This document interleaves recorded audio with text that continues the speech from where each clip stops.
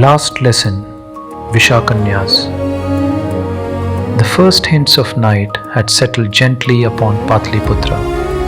The city, alive with its pulse of drums, conch shells, and temple chants, slowly quieted as lamps flickered to life in 1,000 courtyards. Within the high walls of the palace, the vast gardens, Chandragupta's sanctuary, breathed a cool, fragrant silence. After days spent in council, in strategy, in the endless rhythm of rulership, Chandragupta often wandered here to let the weight slip gently from his shoulders. Tonight was such a night. Moonlight spilled across the stone pathways and the lotus pond shimmered. Everything felt calm, unthreatening, pure. Until the moment it didn't. Chandragupta sensed movement before he heard it. Soft, deliberate footsteps brushing against the gravel. He turned. A young woman emerged from the shadows, graceful, luminous, too flawless to be real. She lowered her gaze with practiced humility. "Forgive me, Maharaja," she said softly. "I seem to have lost my way." Chandragupta studied her. Her clothing was fine yet simple, her ornaments minimal, just enough to hint she belonged to some troupe or performing guild, perhaps recently arrived for festivities. Her voice trembled with just the right measure of uncertainty. He smiled gently. "These gardens confuse everyone at first. Let me..." She stepped closer, too close, and in that instant, instinct stirred. A faint whisper inside him, a sense that something was not aligned with the softness she projected. But the thought had barely formed when a voice cut across the garden with the precision of a blade. "Do not move, Chandragupta." The command froze the night itself. Chanakya stepped out from behind the thick banyan tree, appearing as suddenly and silently as the wind. His presence altered the air. The woman stiffened.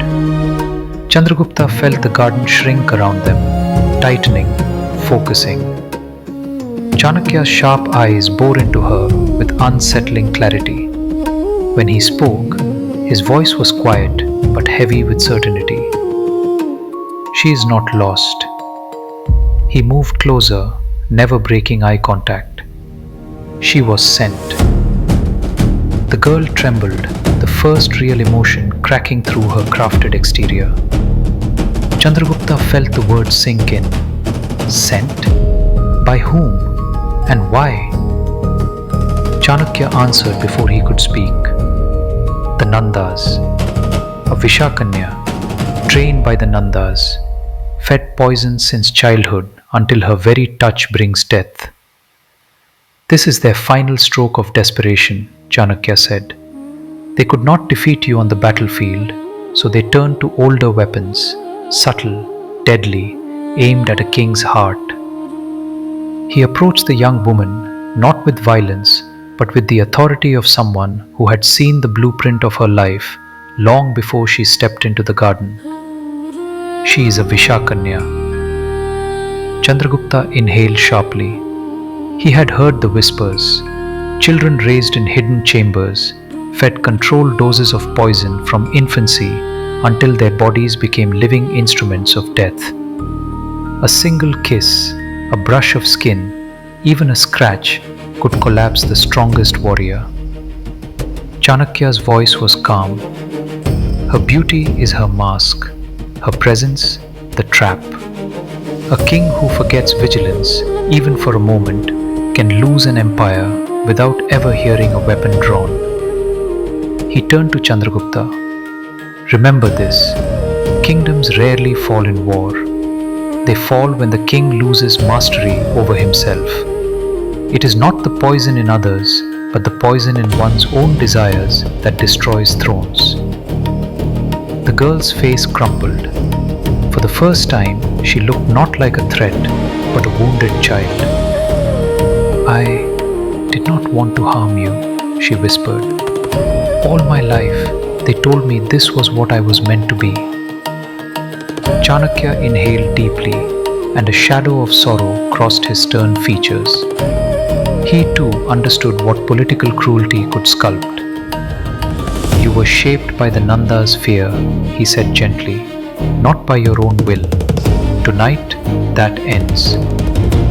Chandragupta expected an order, arrest, interrogation, perhaps execution.